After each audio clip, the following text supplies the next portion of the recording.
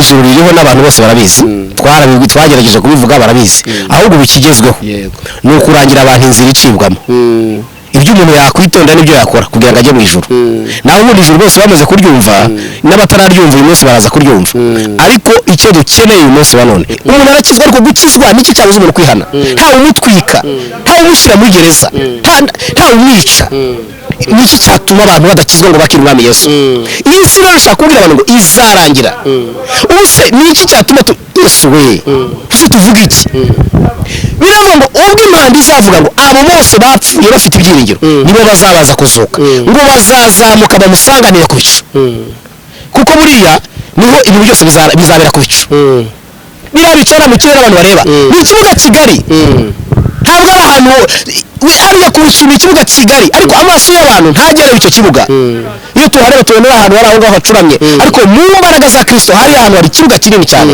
abera bazahuriraho ngo abapfiriye muri Kristo bazazuka bamusanganire hanyuma akavuga Pawulo akavuga ngo natwebwe abazaba bakiriho yego batarasinzira ariko bakiri muri Kristo Yesu bagikorera umwami Yesu batarahinduka batarahindurwa n'iterambere ry'isi batahinduwe n'ubutunzi bw'isi batigeze basubira inyuma bagakomeza kwizera abo ngabo ngo bacyumva iyo mpanda hato tisini biri fostance bazazamuka nabo ngo ntabwo mpamvu byumva ariko nabo bazazamuka bamusanganire ku bicu aho rero niyo yanzira nabwiye abantu batajya bumva niyo yanzira nabwiye abantu ijya mu ijuru iciye mu kirere urimo byumva abo ngabo nibo bazahita bazamuka banyure muri yanzira ijya mu ijuru iciye mu kirere abo bazahindurwa bazagira transport ubundi muvandimwe iryo gajuru bigenda bijya mu kirere bigenda imyaka n'imyaka ariko twebwe mu kanya gato no guhinduka gusa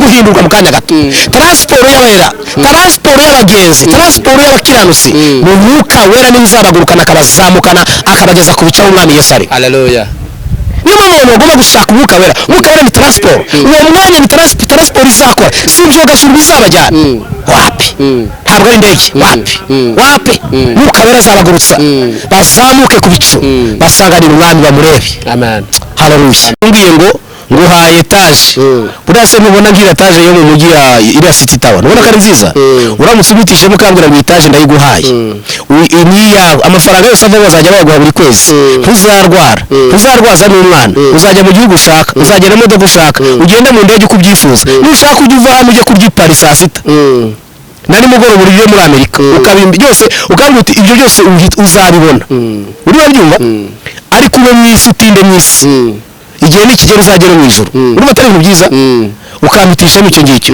ukanambwira ngo cyangwa mweze runaka kanya nkujyane nabwira Imana ati nyaza akanya njyane mu ijuru ntiyagereranywa n'ibyo dushaka turebesha amaso yacu wapi ko guteze ibyo mu ijuru ni byiza biraneza kuruta kuba mfite etaje nk'iriya ibintu bitabaho iteka kenshi yaje inyongezo mu nyongezo habaho ibintu bibi reba no muri Bibiliya Hezekiya yongera igihe cyo kubaho uzi ibintu yakoze mu nyongezo Hezekiya urabyuka mu nyongezo habamo ibintu bibi isi rero kubera ko yamaze kongerwa Imana yatanze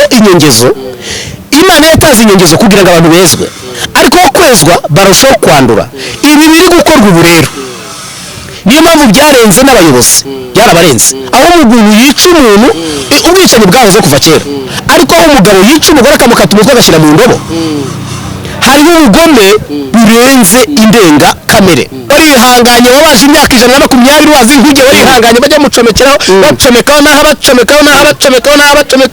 ku buryo azahagaruka abona ni ibiyokoroko gusa bimeze ukuntu ibyo mu ijuru nawe urabyo bizaba ari byiza muvandimwe gusa mbifurije mwese kuzajyayo haleluya amen hanyuma bahamagara muzehe Aburahamu bati muzehe Aburahamu bamushyirireho bakubiteho intwari zo kwizera bakubiteho babambike imyambaro bashanike ya makamba bashyireho n'ubu kandi Mana yanjye we uzi ko imirimo yabo n'ubu bigikorwa iyo tuvuga ngo Mana ya Aburahamu na Isaka na Yakobo umuntu agakizwa iyo wigishije ijambo ukigisha inkuru za Aburahamu umuntu agakizwa ku mirimo ya Aburahamu hiyongerwaho ibindi ariko amapeta azaba yambaye basigaye bizaba byoroshye ntabwo bizaba byoroshye ku bicu bakubitaho hagati warihanganye muzehe Aburahamu warihanganye bumviye Imana bashyireho bazane babatambyi ba Samweli bakozi b'Imana bakubiteho bazane ba Dawidi intwaro zo kwizera babahereze babashyireho bazana abahanuzi babakubiteho barya bose basaduraka n'abameshaki n'ababedenego bapfuye kugira ngo bizaba byoroshye babashyirireho bavuga ati mwarihanganye abahanuzi babazane barya bose bagiye bapfa bazize gukorera Imana nibamara kubahereza ko numva ngiyeyo bamaze kubahereza bose bamaze kubambika ubwo bizaba ari ibintu bikomeye hanyuma uravuga ibyo se bamaze kubahereza haza icyo bita noneho ubwo namaze kubahereza hazaho ba Petero intwari nazo zo kwizera bavuze ubutumwa bazane ba Pawulo babashyira hariya vuga ati namwe muri abagabo nyabagabo bazane ba Yakobo muri abagabo nyabagabo mwarapfuye mupfa kubwo kwizera ntimugeze mwihakana umwami Yesu barabishe babagirira nabi ariko ntabwo mugeze mwihakana umwami Yesu nabo babashyirireho amakamba babuzuze ku buryo bizaba ari byiza. Irembo Ryera TV, Irembo Ryera TV. Reka tubasuhuze inshuti bakunze Irembo Ryera TV, tubifuriza umugisha w'Imana aho muherereye. Ni ukuvuga hari abari mu Rwanda, hari abari mu mahanga, mwese inshuti zacu zo ku ifishi turabaramukije tubabwira ngo mukomeze kugira impagarike ndetse n'ubugingo. Ariko kandi tunabibutse ko Yesu azagaruka, tunababwire ko kandi ubwami bw'Imana buri bugufiya. Birashoboka kandi ko waba urwaye cyangwa se unaniwe ufite umubabaro w'uburyo butari bumwe, ariko reka tukubwiye ko hari ihumure rituruka ku Mana, kandi iyo wikomeje ku Mana urakomera, iyo yegereye nayo irakwegera, kandi iyo urwaye iranagukiza. Hari ijambo ry'ihumure rero tugufitiye inzozi muri aka kanya rikubwira ngo aho uryamye, aho uri, ibyo bibazo urimo ntabwo uri bubigwemo, ahubwo Imana irabiguhagurutsamo. Ibyo byose unyuzemo ni ishuri, ariko kandi buke na ya mateka wigeze ubanamo n'Imana ikagukura ahantu hasa nk'aho ngaho, umenye ko yamaboko atakurekuye. Niba warakomeje kuyizera iri kumwe nawe, Imana iguhezagire. Kuri mikoro ni Cyprien Hakizimana, turi mu kiganiro Imboni y'umuhanuzi, aho umuhanuzi areba kure atubwira ibyo yabonye, kandi natwe ariko akabitubwirira kwitegura kugira ngo twitegure kubana n'Imana mu bwami bwacu, cyangwa se mu bwami Imana yaduteguriye. Turi kumwe nande hano imbere, ngira ngo muramuzi kandi muramumenyereye, ni umukozi w'Imana nka profete cyangwa se umuhanuzi Imana yihishurira ibintu bikomeye, akaba yitwa Jean Marie. Ariko ni umugabo mukuru umaze kujya agenda agira imisatsi ibiri, n'uruhare atagezemo uruhare yasa bwarakeye. Sabura ntabwo nari nzi ko tunganya imyaka, ariko ukuntu waje kugira uruhare aribyo byarangezeye. Nanjye nabonye bize ariko ni umuryango mugira uruhare mu myaka yanyu ingana gutyo mikeya cyane, ariko si twese. Nari mfite sogokuru niwe wagiraga uruhara cyane, afite uruhare yashaje umusatsi warashizeho. reka niwe nakurikije, ariko kandi abandi nta ruhara bagira. ariko nawe amafaranga yo kwiyogoshesha ntabwo ajya kuvuna, ubu twaragowe. Niyogosha se gusa ayo mutanga se siyo dutanga. bagira ngo bajye barabakaturira, ayo mutanga niyo dutanga, ahubwo twe birarenga tuganatanga menshi. buriya kogosha skinny head birahenda. reka kandi ibyo Imana yarabibakoreye, ntabwo ari imashini zose zipfa kogosha skinny head. ibaze. Twarimo tuganira, abadukurikiye mwese murakaza neza, munagobeze munakore subscribe, kandi twamaze kumenya ko mwamaze kumenya icyo gukora. Watangira wibwira rero abantu badukurikiye mbere yuko twinjira tukanzika ikiganiro cyacu. Wari ugize uti tubanze dusenge. Uyu wanabanza ukabibwira ubundi ukabasengera bakadukurikira. Yego. Bo abadukurikiranye reka mbibwire, nitwa Hategekimana Jean Marie Vianney. Ndi umugabo ufite umudamu n'abana babiri. Ndi umukristo w'itorero rya ADEPR. Ndi n'umudiyakoni. Imana duhara umugisha mu izina rya Yesu. Yesu aguhezagire. Amen. Dushyire imbere y'Imana mbere yuko twanzika n'ikiganiro cyacu cy'uyu munsi. Mana yacu, data wa twese uri mu ijuru, wowe udukunda ku manywa na nijoro, utureberera aho tutareba kubera urukundo dukunda. Waturinze imbaraga nyinshi zaduhigaga ngo zitwice. Uyu munsi ndanezerewe cyane kuba ndi imbere y'abantu benshi banteze amatwi banyumva. Ukuboko kwiza kwawe Mana ni kubane n'umuntu wese uduteze amatwi yumva icyo tuvuga. Umwuka wawe namanukire kweza, umwuka wawe namanukire gukangura abasinziriye, mwuka wawe nabyutsa abaguye, mwuka wawe nakurura abari kure abageze hafi y'ubugingo. haleluya. Iri teraniro narisengeye Imana, nirukanye abadayimoni muri iri teraniro mu izina rya Yesu, nirukanye imivurungano y'ikuzimu muri iri teraniro mu izina rya Yesu. Mana ndasaba kohereza ingabo zo mu ijuru zikomeye n'izoroheje kubwo iri teraniro, umwuka wawe akorera imirimo n'ibitangaza hagati muri twebwe. Duteze amatwi ngo twumve ikivugana natwe mu izina rya Yesu, amina. amen amen. jamari rero aho neza Cyane ubu se uheruka mu ijoro? heza mu ijuru ugira ngo ni ugupfa kujyayo uko ubonye. Reka da, neza kuki udasubirayo barakwirukanye? igihe nikigera bazongera bagereke n'ibindi. Erega ntabwo bakwereka ibintu byose, bagenda bakwereka duce nuko ukagenda ukagaruka bakwereka ibingana n'ibyo bashaka kumenya. Ntabwo bakwereka n'ibintu byose. none se ubwo ni kuki udaherukayo? None se n'ibyo ubigena wakoze y'amakosa? none se n'ibyo ubigena ni data wo mu ijuru ubigena, ntabwo ari njyewe. cyangwa hari igikombe cy'igaburo watwaye? nta gikombe cy'igaburo natwaye. waba hariya se bariba umuntu wasagerayo? ntabwo bikora. kuki udasubirayo udaheruka? igihe nikigera Imana izasubizayo. none se ko atari njye wijyana? none se ko n'inzira y'iri ntahazi? kuko wowe wagiye gusura iduza Imana, ugezeyo niyongera gusubizayo yaravuze. buriya wari uzi ko nubwo nahagiye uretse kuhavuga gutyo uwambwira ngo ngaho ugenda utwereka inzira ntayimenya aho iri? ntabwo nzi aho iri. ari irembo rikingura riri ikuzimu sinzi aho riri, ari n'irigiye rijya mu ijuru sinzi aho riri, ariko nibuka ko nahanyuze. no kuhashushanya mu bitekerezo byanjye ndahashushanya ko mpazi, ariko sinahabwira umuntu ngo ngaho hariya dore irembo riri. Imana niyo ibigena. uba ushatse no kutujyana aka kanya twese yatujyana ikaduterura cyane. abantu ariko basigaye batinya kujyayo, banza hariyo kondisiyo ni ibyaha. ni ukubera impamvu ibyaha nibyo bitera abantu ubwoba, bakanga kujyaho Imana iri. ukijijwe ni ukuvuga ngo umunyabyaha ahunga mu maso y'Imana, ukijijwe neza yishimira kujya mu maso y'Imana. nicyo kibitera. nta muntu ukijijwe neza utinya urupfu. oya, ukijijwe neza ntatinya urupfu. ubu urarushaka buriya njyewe nadasabye Imana ngo ungiriye neza wanjyana aka kanya, ariko byaranze. yarambwiye ngo ahubwo wowe uri kuvuga ngo uragenda sinona, yarambwiye ngo ahubwo imyaka yawe ndayikuruye yigeze 85. ndavuga ati Imana nzi ko ugiye kunyijyana, none se none ugiye kuzarama mu isi? uri wabyumva? none se ntuyishaka? nsinyira nayikunda. nubwo ubusereka ngo urugero uramutse umbwiye ngo nguhaye etaje, buriya se mubona nk'iriya etaje yo mu mujyi iriya City Tower ubona ko ari nziza?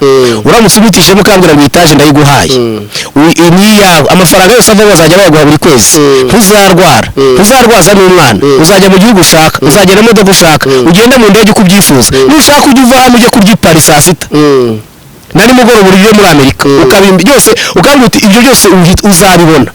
uri wabyumva? ariko ube mu isi utinde mu isi, igihe nikigera uzagera mu ijuru. urumva atari ibintu byiza? ukampitishamo icyo ngicyo, ukanambwira ngo cyangwa nkweze runaka kanya nkujyane, nabwira Imana ati nyaza aka kanya unjyane mu ijuru, ntiyagira ngo nibyo dushaka turebesha amaso yacu. ko guteze ibyo mu ijuru ni byiza, biraneza kuruta kuba mfite etaje nk'iriya. none se ko hari abavuga ati niduhe ibi ngibi no mu ijuru izahaduhe? ni uko utamenya, ni uko utamenya ibyaho. wahishuriwe ibyaho se wakwirirwa ubivuga?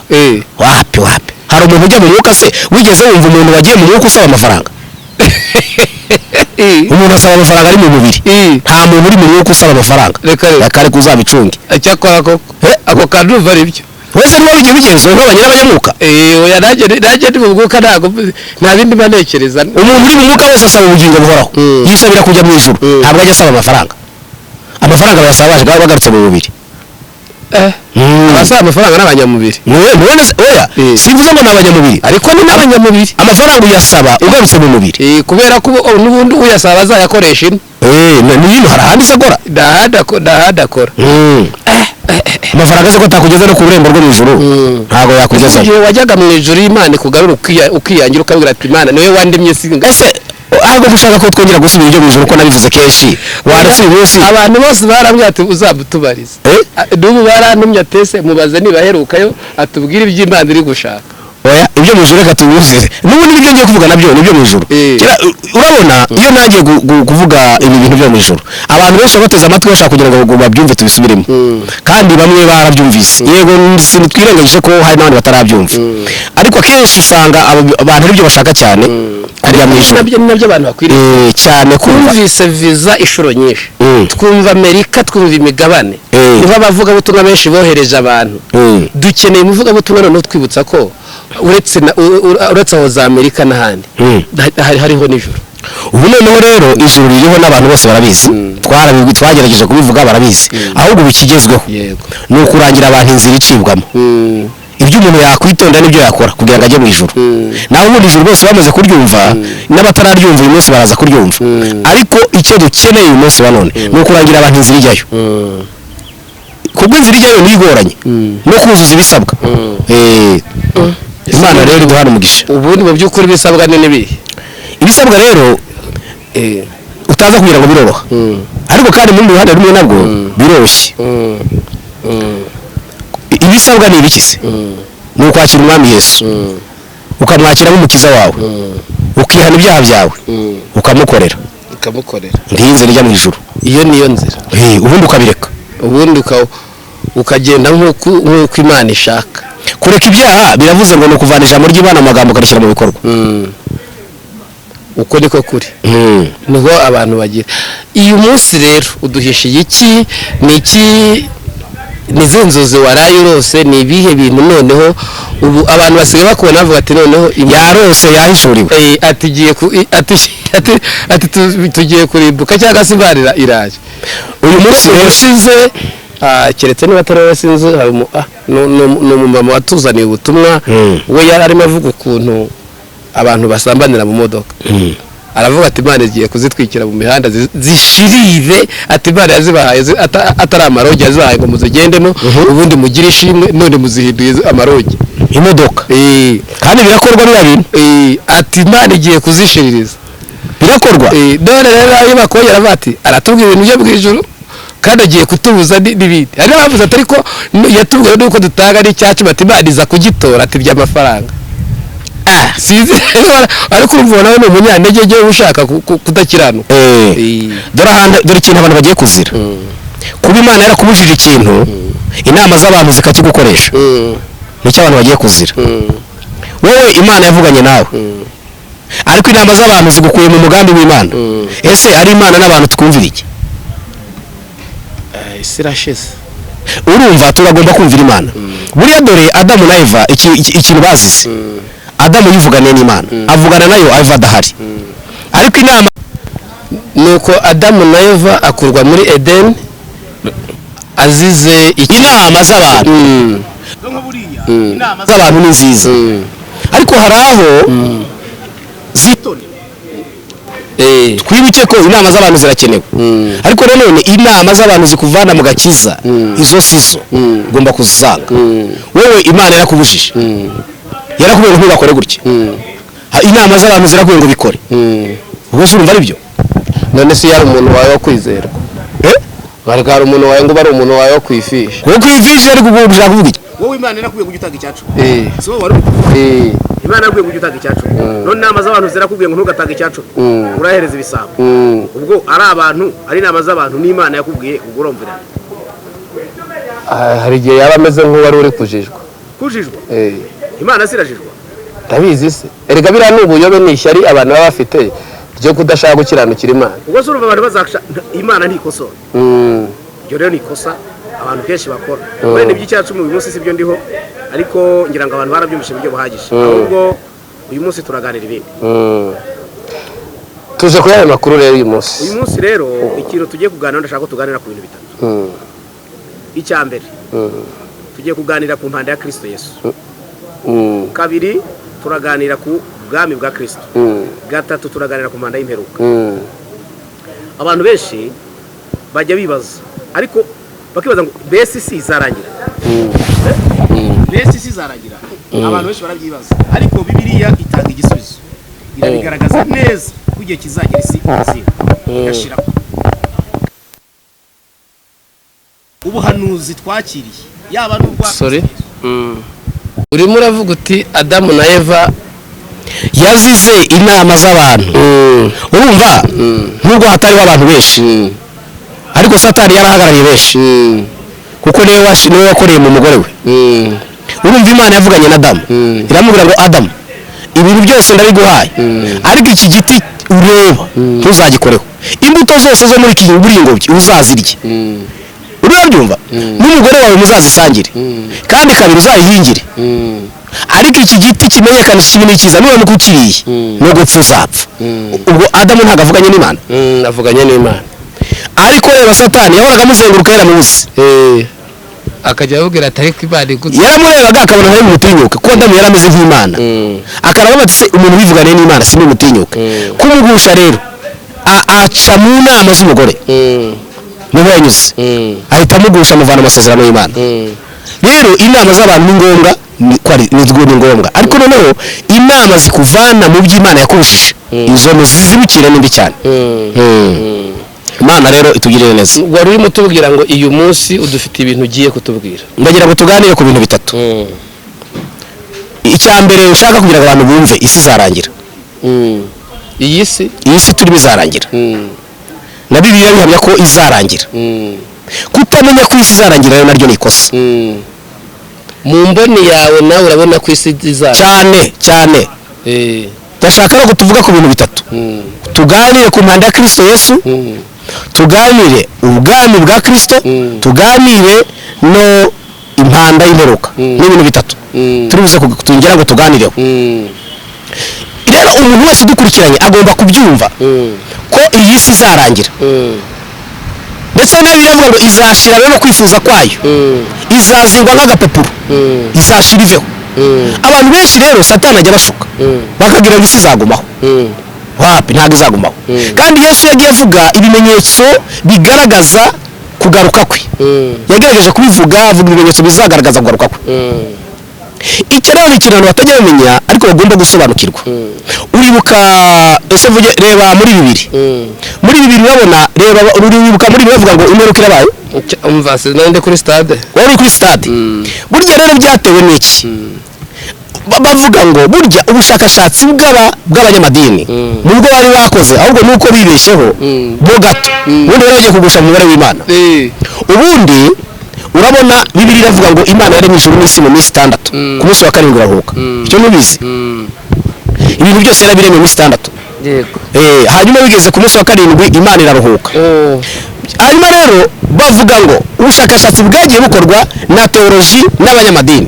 bagaragaza ko isi itagomba kuzarenza iminsi 7 nk'uko yaremwe mu minsi 6 umunsi wa 7 akaba kuruhuka bagaragaza ko isi itagomba kuzarenza n'ubundi iminsi 7 noneho bakavuga ngo ubu uyu munsi wa none turimo turabara 2023 siko tubara ariko imyaka tubara ntabwo ariyo isi maze ibayeho hari indi myaka yo muri mayinazi noneho bakaba rero kuva isi yaremwe bari bamenyereye ko mu mateka ko buri uko hashiraga imyaka 2,000 habagaho ikintu gikomeye urimo byumva habagaho ikintu gikomeye kuko kugaragaza kuva kuri Adamu Imana imara kumurema kugeza kuri Nowa ubwo isi yarimburwaga hari hashize imyaka 2,000 nuko bavuga iriya myaka 2,000 yari ishize habayeho ikintu gikomeye cyo kugira ngo habayeho umwuzure kandi wo ku isi yose hari hashize imyaka 2,000 isi bayeho n'umuntu abayeho kuva kuri Nowa amaze kurokoka umwuzure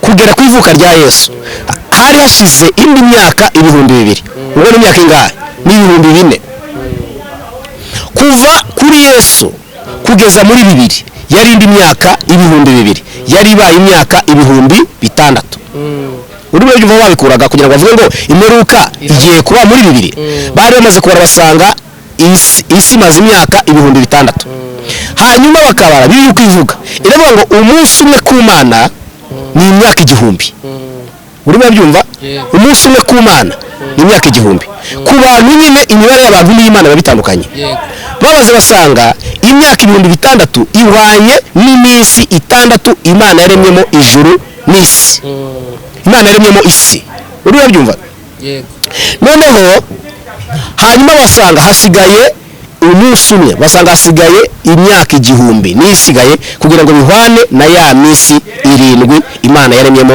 byose n'ikiruhuko cyayo kirimo. Baravuga bati rero impanda y'imperuka iravuze. Noneho rero ntibahuza n'umugambi w'Imana, ariko mu by'ukuri naho bashaka kwerekeza. Ubu tuvugana rero turi mu nyongezo. Ubundi burya muri bibiri kuko yari ibaye imyaka 6,000. Noneho mu mibare bareba basanga hasigaye imyaka 1000. Iyo myaka 1000 isigaye rero ni y'ubwami bwa Kristo. Iyo myaka 1000 isigaye ni y'ubwami bwa Kristo mu isi. Byavugaga ngo rero impanda yagombaga kuvuga. Noneho Kristo itorero rikagenda, hanyuma Kristo akagaruka kima bwa bwami bw'imyaka 1000 nk'uko birivuga mu byahishuriye Yohana 20.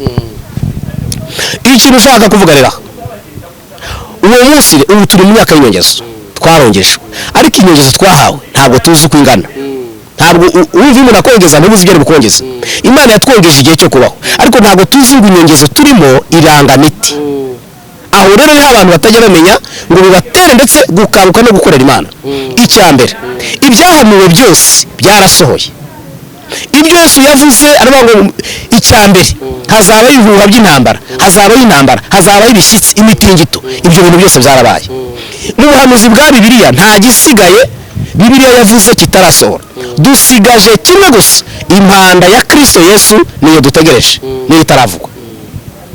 Ndashaka ko tuvuga iyi impanda ya Kristo, kandi n'umuntu udukurikiranye akamenya ngo turi mu nyongezo.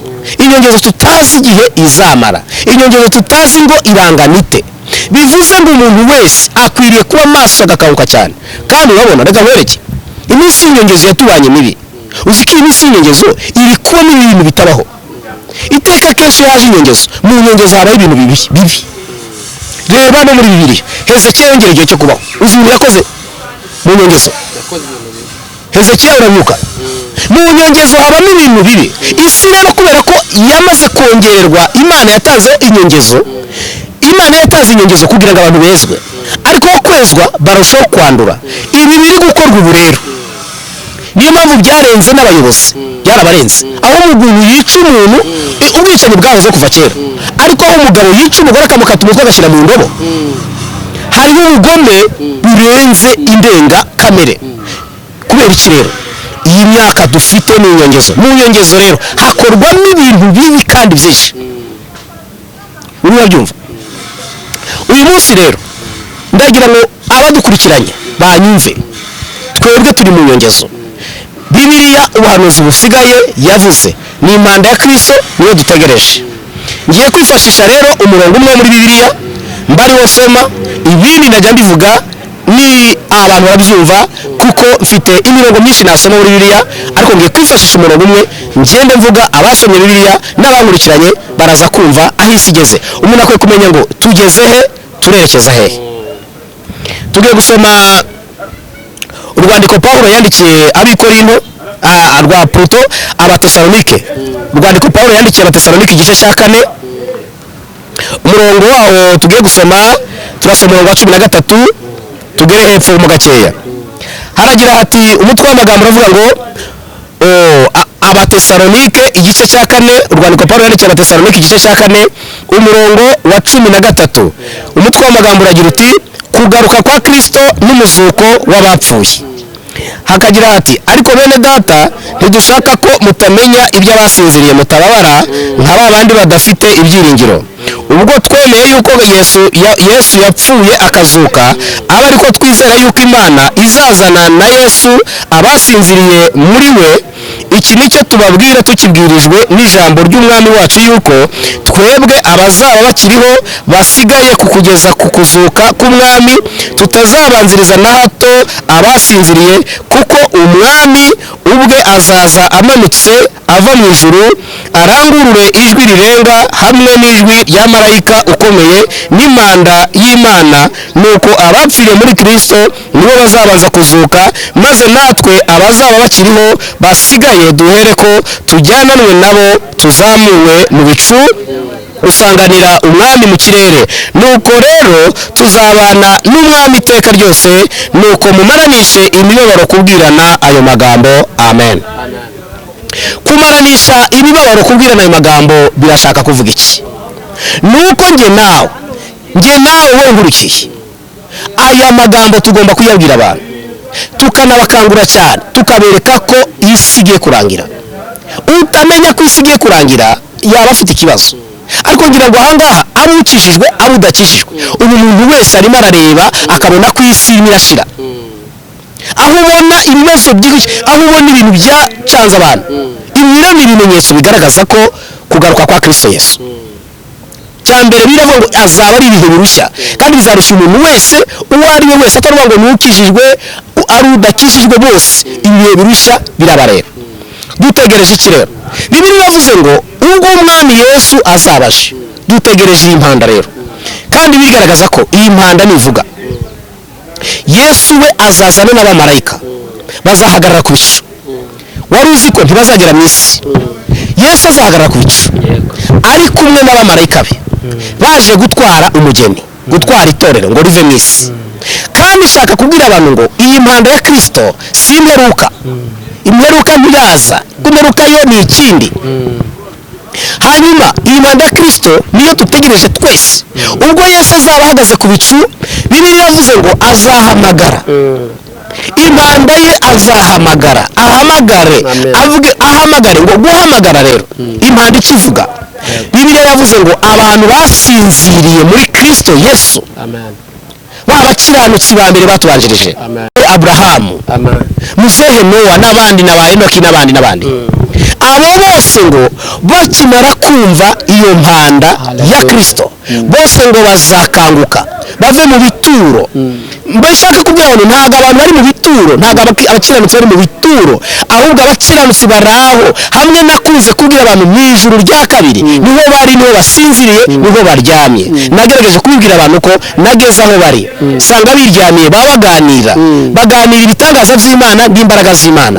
Aho uhageze wese atangira gutanga ubuhamya bw'ubuzima yanyuzemo mu isi. Iyo atanga ubuhamya, abera barishima bakanezerwa. Iyo uvuga imibabaro wanyuzemo, baravuga ati wabaye intwari. Iyo uvuze ukuntu wihanganiye ibigeragezo, baravuga ngo wabaye intwari. Iyo uvuze ukuntu wari indaya ukareka uburaya, baravuga ngo wari intwari. Rero abo bera bari aho ngaho barisinziriye, bararyamye, bategereje impanda ya Kristo niyo izabakangura, nabo bakazuka. Haleluya, amen, haleluya, amina. Kandi ngo nabo bahora bafite amatsiko yo kureba n'iryari, bahora bagiye bagera igihe nabo kubera imibabaro, kubera urupfu bapfuye, kubera impfu bishwe nabi, bishwe bakerewe, abandi babatetse mu mavuta, abandi barababaje cyane. Rero nabo ngo bahora bafite amatsiko, n'iryari mwami uzaduhorera ryari n'urupfu twapfuye mwene buryo. Iyo bavuze urupfu, hari abantu bapfuye nabi benshi, inshuti z'Imana. Jewe nageze ku nkuru ya Barutimayo, Imana yanjye, niba hari umuntu wapfuye nabi wambabaje ni Barutimayo. Bamureze ko ayobya abantu, baramufata, barabanje batwika abo bari kumwe, we bamugezeho bamukuyeho uruhu bamubaga yumva. Bamaze kumubaga baragenda bajugunya mu ruhira. Iyo rutangiye kumera havamo amacumu cyangwa impindo, bamujugunyamo yigaraguyemo iminsi 3, yapfuye nyuma y'iminsi 3. Ariko ntiyigeze yihakana Yesu, yapfuye avuga ngo umwami w'ukuri, mwami udahinduka, mwami utabeshya. Arapfa apfanye ibyiringiro, uwo nguwo ari mu ijuru. N'abandi Pawulo tuvuga bamuciye umutwe, bamukubise ishoka ari mu igare, bamukuraho umutwe. Petero tuvuga Petero kara wowe wumva abantu bajya i Roma ngo ku rubuga rwa Petero mutagatifu, ntabwo ari aho Petero yakiniye umupira, ahubwo naho Petero yababariye, naho bamubabye bamucuritse. Umunsi abantu bajya kwibuka amateka ya Petero. Iyo tuvuga Yohana ku kirwa cy'Ipatimo, ntabwo Yohana tuvuga uriya kugira ngo agere kuri kiriya kigero, baramutetse mu mavuta, baramucanira, bamuhora ubutumwa bwiza, sirivupe, baramucanira kuva mu gitondo. Umwami arahari watanze itegeko, n'abaturage b'i Roma bose baraho bamureba, abo yarayoboye nibo babanje guheraho babatwika, ngo bapfaga baririmba. Nicyo kintu cyababazaga umwami yashaka kubica babaye bakajya bapfa baboroga, ariko ngo babatwika, aho gupfa baboroga ngo bagapfa baririmba. Umwami akababara cyane, ageze kuba wari ubayoboye rero aravuga ngo iyo bamucanire mu mavuta, baramucanira kuva mu gitondo kugera izuba rirenga, bashize mu ngunguru bashyiraho umufuniko barapfundikira. Ariko nubwo bamucaniriye rwose bamushyizemo, umwami yashakaga guhinyuza ngo ayereke abantu ko Yesu nta mbaraga afite. Ariko ndashimira Imana, umwami wacu afite imbaraga, no mu rupfu yagukuramo. Umusaza wana baracanira izuba rirenga, baravuga bati murebe mukureho kugira ngo mubereke ko nta n'igufa ririmo hatazagira umuntu wongera kuvuga ngo uyu mwami Yesu afite imbaraga. Imero yumvaga ari we mwami nta wundi mwami uriho, ariko ngo bapfunduye umufuniko w'ingunguru bawuvanyeho musaza azamuka avuga ati haleluya. Abari aho bose ngo barushaho kwihana no gukizwa. Bavuga ati niba umuntu wamucanira amavuta guhera mu gitondo kugeza nimugoroba, bigaragara ko umwami Yesu afite imbaraga kuruta iz'abami bose bo mu isi. Uwo rero abo bose rero barahari, ntibarahabwa ibyasezeranijwe, baracyategereje. Haleluya. Shaka kuvuga iki rero? Iravuga ngo ubwo Imana izabivuze abo bazazuka. Tubona benshi cyane bagiye bapfa kubwo kwizera umwami Yesu. Ba Perpetua tubona, Perpetua bamutekeye umwana, baramutetse, batetse umwana we baramubwira ngo turamutetse kandi uramurya. Niwanga kwihakana umwami Yesu aremera umwana baramuteka, ntiyigera yihakana umwami Yesu, baramumugarura baravuga ati sinamurya, nzakomeza nizera umwami Yesu. Ahamya imbere y'umwami Nero yari ateye ubwoba, ariko aramuhamya aravuga ati aho kumvira wowe Nero nzumvira umwami Yesu. Umwami ngo arababara cyane aravuga ati umwami Yesu arakuruta ntawe uhuriye nawe. Umwami ngo azobererwa n'uburakari, arababara cyane. Aho kumvira wowe nakumvira umwami Yesu. Rero ushaka kuvuga iki? Ibi bintu bantu bagomba kubimenya. Twebwe ubu turi mu mudendezo, twebwe agakiza karatworoheye, umuntu arakizwa, ariko gukizwa nicyo cyabuze umuntu kwihana. Ntawe umutwika, ntawe umushyira muri gereza, ntawe umwica. Niki cyatuma abantu badakizwa ngo bakire umwami Yesu? Iyi si rero ushaka kubwira abantu ngo izarangira. Ubu se niki cyatuma Yesu we tuzi tuvuga iki?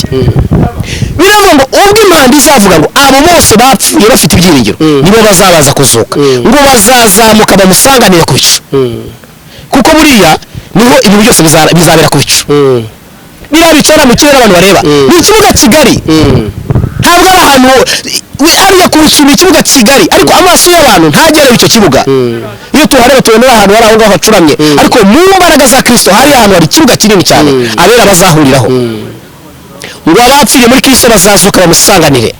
Hanyuma akavuga Pawulo akavuga ngo natwebwe abazaba bakiriho, yego, batarasinzira, ariko bakiri muri Kristo Yesu, bagikorera umwami Yesu, batarahinduka, batarahindurwa n'iterambere ry'isi, batahinduwe n'ubutunzi bw'isi, batigeze basubira inyuma bagakomeza kwizera, abo ngabo bacyumva iyo mpanda hato tisini biri fostasi bazazamuka nabo. Ubwo ntabwo mpamvu byumva ariko ubwo nabo bazazamuka bamusanganire ku bicu. Aho rero niyo yanzira nabwiye abantu batajya bumva, niyo yanzira nabwiye abantu ijya mu ijuru iciye mu kirere. Urimo byumva? Abo ngabo nibo bazahita bazamuka banyure muri ya nzira ijya mu ijuru iciye mu kirere. Abo bazahindurwa, bazagira transport. Ubundi muvandimwe, iryo gajuru bigenda bijya mu kirere, bigenda imyaka n'imyaka, ariko twebwe mu kanya gato no guhinduka mu kanya gato. Transport y'abera, transport y'abagenzi, transport y'abakiranutsi mu mwuka wera niwe uzabagurukana akabazamukana akabageza ku bicaho umwami Yesu ari. Haleluya. Niyo mpamvu abantu bagomba gushaka umwuka wera. Umwuka wera ni transport. Uwo mwanya ni transport izakora, si ibyo gajuru bizabajyana. Wapi? Ntabwo ari indege. Wapi? Umwuka wera azabagurutsa bazamuke ku bicu basanganira umwami bamurebe. Amen. Haleluya. Nuko rero itorero ubwo rero aha ku bicu hameze hati, ubundi bizaba bimeze biti? Aha hantu niho ruzingiye. Ubundi aha ku bicu ntabwo abantu bagiye babimenya, ariko aha ku bicu hari ibanga rikomeye, hari ibanga rikomeye kandi ry'Imana, ibanga rya Kristo riri aha ntabwo abantu babyumva, ariko hari ibanga rikomeye. B'icyambere Bibiliya uko igaragaza n'ubushakashatsi bwagiye bukorwa, Bibiliya ivuga ngo igihe n'ibihe n'igice cy'igihe. Umva uko Daniel yabishuriwe. Iyo bavuze igihe n'ibihe n'igice cy'igihe, igihe ni umwaka, ibihe ni imyaka ibiri, igice cy'igihe ni igice cy'umwaka. Hanyuma bivuze iki? Imyaka 3 n'igice, nicyo bivuze. Mbona igihe n'ibihe n'igice cy'igihe. Ivuga iki imyaka rero? Bisomye muri Daniel 11. Bibiliya igaragaza ko kuri uriya munsi itorero rimaze guhurira ku bicu, umurimo uzahakorerwa. Ubwo kandi nubwo itorero riri ku bicu, mu ijuru naho hari igitaramo cy'Imana n'abamarayika biteguye kwakira umugeni wa Kristo. bizaba ari ibirori bikomeye cyane. ubu bukwe ubona bubera mu isi ni ishusho y'ubukwe bwa Kristo, ubundi ni fotokopi, twe dukora ubukwe bwa fotokopi, nawe ubukwe bwa Kristo nibwo bukwe nyirizina original. Noneho biravuga ngo rero kandi bari ikintu cyo kinezeza ni ubukwe rero bw'umwana w'intama bwo buzaba bukomeye cyane. ubundi twebwe abera mu isi ni abageni, hanyuma umukwe ni Kristo. rero icyo gihe ku bicu rero niho Bibiliya igaragaza ngo tugeze ku bicu, itorero rigeze ku bicu. umva umurimo rero wa Kristo, umva umurimo rero umva abera bamaze kuhurira bose, ari abahinduka ako kanya, ari n'abandi bari barasinziriye, bose bahuriye ku bicu. umva icyo umwami Yesu azabakorera. bazahabwa umubiri, bazahahererwa umubiri mushya. kuko uyu mubiri tureba dufite ntabwo ushobora kubona Imana, kandi aho tuzaba tugiye kujyanwa mu bukwe hazaba hari Imana. ntabwo rero uyu mubiri tuwufite twareba Imana twashwanyagurika. niho abera bazahabwa umubiri mushya udashobora gushwanyuka, umubiri utagira garani, umubiri udasaza. ibyo ni Yesu uzabikora. ikizaba gikorwa rero tukimara kuhagera rero, twese umuntu wese azazana imirimo yakoze. niho tuzamurikira Yesu imirimo twakoze. niho uzajya uhagarara imbere y'Yesu ukavuga uti Mwana ndaje nanjye ndebera. nararirimbaga, nari umuvugabutumwa, ndebera rero ubwo bazaba bikoreye imitebo, abandi bikoreye imifuka y'imirimo, bavuga ati ndebera nanjye narakoze Mwami, ndebera nanjye ndebera. rero iyo mirimo ngo Yesu azapima imirimo y'abakiranutsi. mu kuyipima rero, kuko Bibiliya uko ivuga Yohana uko yabonye amaso ye ameze nk'ibirimi by'umuriro.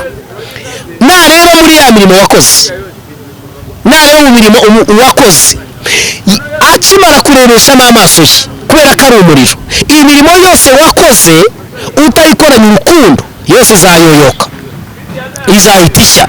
niyo mpamvu ngo izapima nk'uko bapima izahabu. iyo bapima izahabu bayipimisha umuriro, izahabu bayipimisha umuriro, barayitwika igashya ikaba amazi, hanyuma bakazana indi side nayo y'umuriro mbi cyane, na side yitwa sifonike, na side mbi. iyo side rero gufata umuriro ukawushyira mu wundi muriro, iyo side ubundi iyo bayishyize mu kiganza ihita itobora, ntabwo igira ihagarara, ihita itobora imanuka hasi. rero gufata umuriro, azabu barayitwika, bamara kwitwika amazi ikayatukura, kuko ihinduka icyuma gitukura, bamara kwitwika yabaye amazi, bakayaterura y'amazi bagasuka muri ya side nayo y'umuriro, hanyuma rero bagateruramo. iyo ari zahabu ihita ivamo, ikavamo ari umuhondo. iyo ari feke ivamo irashwanyagurika, usanga cyabaye umukara tsiriri, nta kintu kivamo.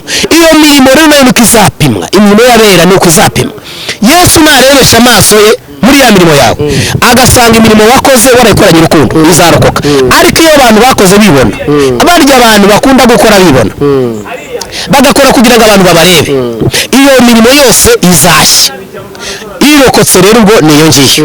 hanyuma rero ya mirimo yose amaze kuyirokoka, umaze kuyibona yose, amaze gupimirwa, abera bamaze gupimirwa imirimo yose ipimwa, abantu bose bamaze gupimirwa imirimo bose birangiye, hanyuma ikizakurikira rero bizaba ari byiza ku bicu.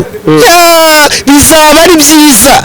njyewe nyabwira Imana ati Mana mfasha cyane, ariko nzajyayo, ko ijuru Imana rero nyemere nzajyayo rwose cyane, nzajyayo. ahubwo nawe wihurikiye unyumva, namwe bari hano, ndabasabira ko mwazagerayo, kuko bizaba ari byiza cyane.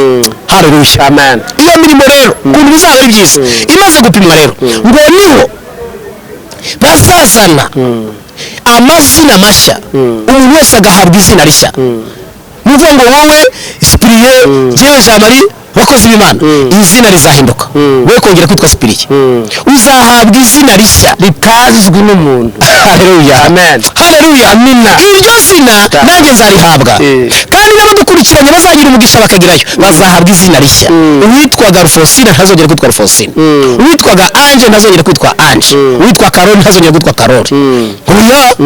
uwitwa Afrodisi ntazongera kwitwa Afrodisi, oya. uwitwa Kabera ntazongera kwitwa Kabera.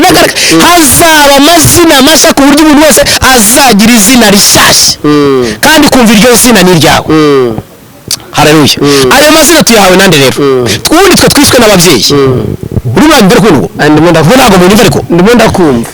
tugira amazina twishwe n'ababyeyi. uwo munsi tuzaba turi abana bishwe n'Imana, tuzaba duhawe amazina n'Imana. uwo dufite nayo ababyeyi baduhaye. noneho hari amazina rero tuzahabwa n'Imana tugezeyo, nk'abana mu rugo, abana bavutse tuzahabwa andi mazina mashya. ayo mazina rero tuzahererwa aho ngaho. ubwo kandi turi kwitegura, ni abantu bari mu kurimbishwa, bari kwitegurwa, bagiye kujya mu bukwe, ubyibuke. ubwo Kristo ari aho ngaho, niho bazagira bataka bati mbo turebe bafata imyambaro ya myambaro yera bivuga ngo hahirwa abamesera ibishura byabo mu maraso y'umwana w'intama imyambaro hazazanwa imyambaro yera umuntu wese azambikwa imyambaro yera tuzahabwa imyambaro yera idafite ikizinga tumaze kwambikwa itorero rya Kristo ryose ubwo bose bagiye itorero rimaze kwambara abera bamaze kwambikwa ya myambaro abera bamaze kumererwa neza abera bamaze gupimirwa ya mirimo ya myambaro bamaze guhabwa urimo byumva ya myambaro twese tumaze kwambara ku bicu ubwo niho biri kubera kandi ibyo bintu ni kubwira kwambikwa bizamara imyaka 3 n'igice no gupimirwa imirimo ntabwo ari ibintu bizamara umunsi umwe ngo iminsi ibiri no imyaka 3 n'igice bizitegurwa neza bikorwa neza aho ngaho rero tumaze kwambara imyambaro y'umugeni ikizakurikira niho hazaza icyo bita noneho amakamba bagende kuri ya mirimo twapimiwe twakoze bya bindi byose niho bazajya baza bizaba ari byiza bahere ntabwo urumva nuvuga imirimo nijya gupimwa rero nako bagiye kwambika amakamba ntabwo bazahera kuri ba bandi bumvisha imana ako kanya karaka bazahera kuri ba musaza ba kera urimo byumva bose urumva bahere kuri ba Nowa bakoze bamwe bamupambe bamushyiraho arya amakamba ubundi amakamba ni nk'amapeti ariko yarenza amapeti bajye bamushyiriraho bafata mu za ariko n'uwagirira umugisha bamushyiriraho mugati warihanganye wabaje imyaka 120 wazi inkuge warihanganye bajya mucomekeraho bacomekaho ku buryo azahagaruka abona ni ibiyokoroko gusa bimeze ukuntu ibyo bijuru nawe urabyo bizaba ari byiza muvandimwe gusa mbifurije mwese kuzajyayo haleluya amen hanyuma bahamagare muzehe Aburahamu bati muzehe Aburahamu bamushyirireho bakubiteho intwari zo kwizera bakubiteho babambike imyambaro bashanike ya makamba bashyireho n'ubu kandi mana yanjye we uzi ko imirimo yabo n'ubu bigikorwa iyo tuvuga ngo mana ya Aburahamu na Isaka na Yakobo umuntu agakizwa iyo wigishije ijambo ukigisha inkuru za Aburahamu umuntu agakizwa ku mirimo ya Aburahamu hiyongerwaho ibindi ariko amapeta azaba yambaye bizaba byoroshye ntabwo bizaba byoroshye ku bicu bakubitaho hagati warihanganye muzehe Aburahamu warihanganye bumviye imana bashyireho bazane b'abatambyi ba Samweli bakozi b'imana bakubiteho bazane ba Dawidi